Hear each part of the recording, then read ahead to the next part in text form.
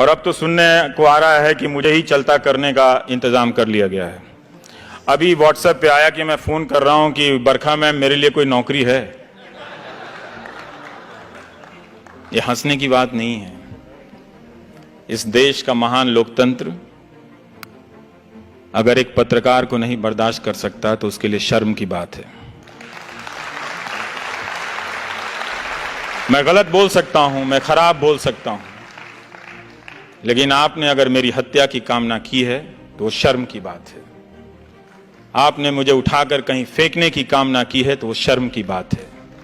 ये गांधी के देश में कभी नहीं हो सकता था। जो गांधी अंग्रेजों से लड़ते थे मगर उसे भी शत्रु नहीं कहते थे।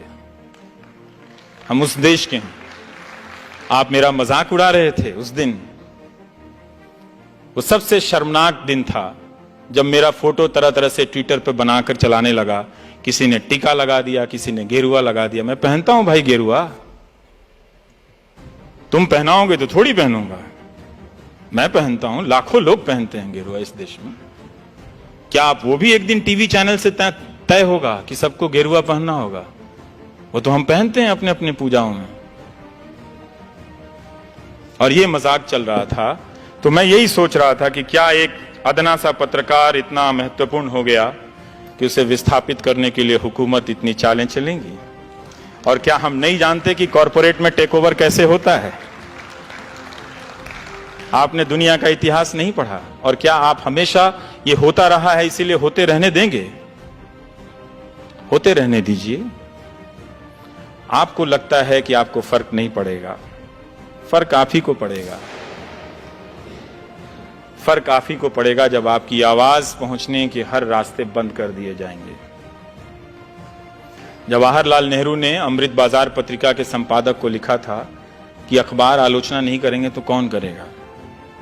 मैं यहां इस हॉल में आ रहा था तो किसी ने उसका टेक्स्ट मुझे व्हाट्सएप किया था कि अखबार अगर आलोचना नहीं करेंगे तो सरकार की आलोचना कौन करेगा।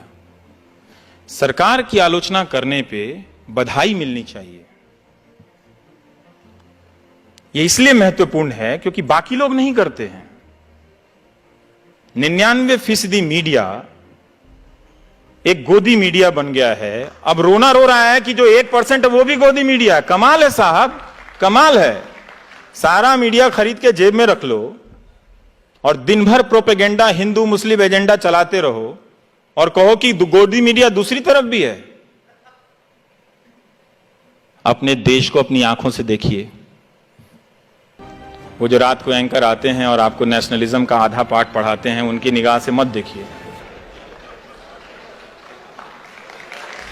वो आपको इस देश की हकीकत से काट कर ले जा रहे हैं, एक ऐसे देश की दुनिया में जो है ही नहीं।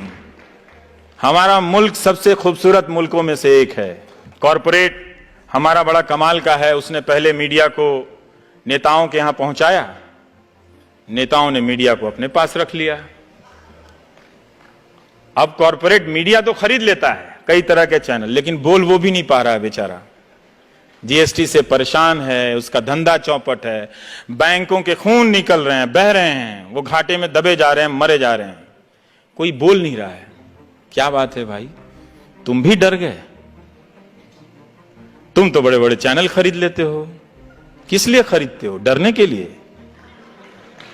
हमने डर में इतना निवेश नहीं देखा। जब डर प्रॉफिटेबल हो जाए तो जनता को सतर्क हो जाना चाहिए, क्योंकि इसमें उसका घाटा है, फायदा 2-4 लोगों का होता है। तो वो डर को प्रॉफिटेबल बिजनेस बना रहे हैं। और यही हो रहा है कि ना कॉरपोरेट बोल पा रहा है, ना जनता की आवाज पहुंच रही है, और लोग सड़कों पर अपने सवालों को लेकर खड़े हैं। शिक्षा मित्र रोज फोन करते हैं कि हम 1.25 लाख की संख्या में हैं, हमारी आवाज कोई नहीं उठाता है। रोज रोते हैं बेचारे। तो नए नए तर्क गढ़े जा रहे हैं, आपकी आंखों में इमेज झोंके जा रहे हैं। मैं उम्मीद कर सकता हूं कि मेरा समय खत्म हो रहा होगा, लेकिन 2-4 बातें यही है कि लोकतंत्र की लड़ाई को आप आउटसोर्स मत कीजिए, गांधी की तरह सत्य के रास्ते पे चलिए, क्योंकि हमारे देश में सच बोलने का इकोसिस्टम नहीं है। इसे हमें स्वीकार कर लेना चाहिए और इस इकोसिस्टम को हमने नहीं बनने दिया है। जो भी जरा सा चलता है हम उसे पागल घोषित कर देते हैं। जो ईमानदार होता है, कोई कलेक्टर आ गया, वो ऑनेस्टी से काम करता है, उसी के रिश्तेदार बोलेंगे पागल हो गया। ये दुनिया बदल देगा क्या? अब तक आप झूठ के साथ खड़े रहे हैं, कुछ साल तक सच के साथ खड़े होने का प्रयास तो कीजिए, हो जाएगा। वो राजा हरिश्चंद्र की जो कहानी सुनाई जाती है कि वो बर्बाद हो गए, बने थे सत्यवादी चलने, पूरा परिवार तहस नहस हो गया, अंत में उनके पास कुछ भी नहीं बचा। ये कहानी इस देश में सुनाई जाती है राजा हरिश्चंद्र के लिए की। पता है क्यों? क्योंकि आप हमेशा डरे रहे। और ये कहानी कौन सुनाता है पता है? जो पावर में होता है। गांधी ने ठीक इसका उल्टा किया। गांधी ने सत्य के साथ प्रयोग किया और खुद प्रयोग किया, लेकिन उस सत्य को अधिकांश जनता का हथियार बना दिया। ये लो सत्य।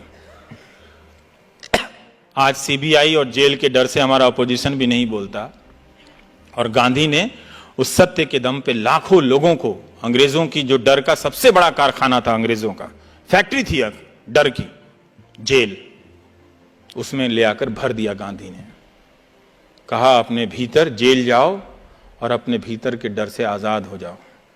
इनके पास टैंक है, तोप है, अफसर हैं, कानून है, सेलुलर जेल है, सब है, लेकिन जिस दिन तुम जेल जाने के डर से आजाद हो जाओगे, बाकी आजादी मिल जाएगी।